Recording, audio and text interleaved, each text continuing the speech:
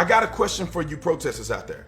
I got a question for you SJWs out there. For all you people that put in that little black box on your Instagram, I got a question for you. What have you accomplished? What has been accomplished by your virtue signaling? What has been accomplished by all of your protesting and looting and vandalizing property? What have you accomplished? Somebody riddle me this. How in the world, how on God's green earth are you protesting the death of one man, which leads to you destroying the lives of multiple other black people, multiple black businesses, destroying the economic success of multiple cities all around the country? And you have fervor, you have energy, you have passion when the black man get killed by a white police officer. Yet,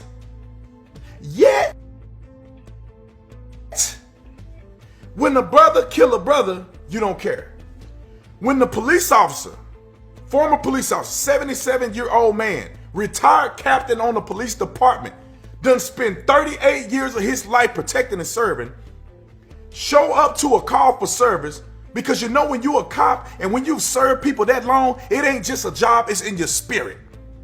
Show up to protect the pawn shop, being a good Samaritan, a good citizen, a good man, a good father, a good grandfather, a good leader in the community, and you show up because you want a TV, and you take that man's life, and y'all video record him losing his life, nobody renders aid, and the man who did this probably ain't never gonna get caught because y'all won't even snitch.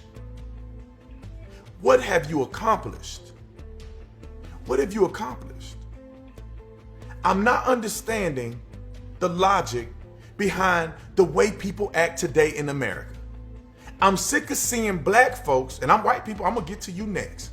I'm sick of seeing black folks being so disingenuous, being dishonest about their affairs, that they have the whole world kissing their toenails for falsehoods. Most black people that are honest, I'm not talking about black people that want to be down with the crew, you want to hang out, you want to still keep your black card. I'm talking about brothers that are honest. No, you don't have no negative interaction with police. You may not like that you were stopped on the traffic stop because you know you were speeding, but you didn't think he caught you, but he caught you, and now you want to argue with him as if it didn't happen. Most black people do not have negative interactions with police officers. 44 million black people in the United States of America, and new 2019, 9 African Americans were shot who were unarmed. Everybody knows that just because you're unarmed don't mean you're not a threat. But for the sake of argument, only 9 people have had a negative interaction with a police officer that led to their death out of 44 million black people in this country. Go to 2020, this year, there's been 3, and Breonna Taylor is one of them. And she got caught up in a warrant in the crossfire for miscommunication with her boyfriend, who she didn't tell that she was knee deep in the drug game, and that they're either going to be the police or some thugs coming to take drugs out of the house. He ends up shooting a police officer, and she gets caught in the crossfire. She's added to the statistic. Outside of her, it's been 2. Out of 44 million black people in the United States of America, there's been 2 that have been shot unarmed. And the other 2 people were doing something they had no business doing. And I'm not saying it's justified or not. I don't know. They didn't get charged, so I'm assuming that the justice system determined that it was justified, like all the other justified shootings. But y'all haven't accomplished nothing. You're ruining the reputation of your own people. People looking at TV, watching black people beat the snot out of people, rob businesses, kill other black people with no mercy, pulling guns on black women in parking lots because you're so desperate and deranged and animalistic. And let me get to you white people. White people, I need you to hear me real clearly. You better stop with all of that BS virtue signaling. You saying you have white privilege don't somehow make me feel any better about how racist you are. The fact that you believe in white privilege shows me that you are cognitively dissonant from reality. You are telling black people, when you say you have white privilege or acknowledging your white privilege or that you have it better in life, that you're better than black people, that you're going to go further in life than black people, and that black people need you to somehow acknowledge and give them a handout so they can have a decent life. life. You're not operating with common sense. And all this virtue signaling is not doing nothing but perpetuating, inflaming, and fanning the fire. Y'all fanning the fire. Y'all getting on y'all knees on the sidewalk to confess your white privilege. And if none of y'all was racist and none of y'all owned slaves and none of y'all was alive during Jim Crow, then what are you doing? What are you actually accomplishing? Y'all out here protesting in solidarity, putting black little screens on your Instagram account to show solidarity with who? Some of y'all don't even know who George Floyd was. A man that has been in and out of prison, a man that does not care and have total disregard for the life of other people, i.e. when he was arrested for pulling a gun on a pregnant woman during a home invasion. And then he's found outside of the state where he lived at, where his wife and his kid, or at least his girl and his kid, live in Houston, Texas. He's in Minnesota on methamphetamines, resisting arrest from the police officers, trying to spy stuff with counterfeit money. And y'all out here giving life and limb to support somebody you don't even know, to support this idea of oppression in the community that is unsubstantiated. I've been black my whole life, grew up in an all-black community. We not oppressed. We're not oppressed. We oppress ourselves through cultural dynamics that we refuse to identify.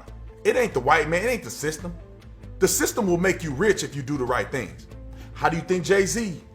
How do you think P. Diddy? How do you think Michael Jordan? How do you think LeBron James? How do you think Madam C.J. Walker in the early 1900s was the first female millionaire to ever exist out of any race? How do you think that Ben Carson got to where he's at? One of the greatest men to ever live. Ben Carson has done things that nobody has done in the whole world. Came from a single parent home. Mama couldn't read. The system ain't against you. You are against you. People are brainwashing you to be against you. They're brainwashing you to be against them. So then they appear to be against you. Wake up, people. I make these videos. I go to war with y'all, for y'all, so that people can wake up like I did. I was a victim of that mentality. Oh, the white man this, the police this, and then I grew up and I grew out. I grew up and I got saved. God changed my heart and I can see things clearly. Ladies and gentlemen, we're not wrestling against flesh and blood. We're not wrestling against racism in this country. We're wrestling against good and evil. People that are good are good. People that are evil, they're going to find a reason to not like you and to do harm to you. Whether it's your race, your nationality, your city, your town, what ward you in. Come on, people. Come on, man. Let's put all this BS behind us. Let's put it all down. Let's stop with the madness. Let's stop with the hatred of the president. Let's stop with the hatred of the white man and the police. Put it down and go look in the mirror. And you talk to that man in the mirror, that woman in the mirror, and you ask them simple questions. What have I done to make my life better? What have I done to make others' lives better who live around me? What do I plan to do in the future to leave this planet better than it was when I got here? Ask yourself those questions in the mirror. And when you have an adequate answer to those questions and you put that into action, the world will be a better place. If every person does that, everybody, no matter what you did, even if you're in a prison cell, look in your mirror in the prison cell and you ask yourself those questions. And when you have a solution to those questions and you have action behind those questions, the world will be a better place.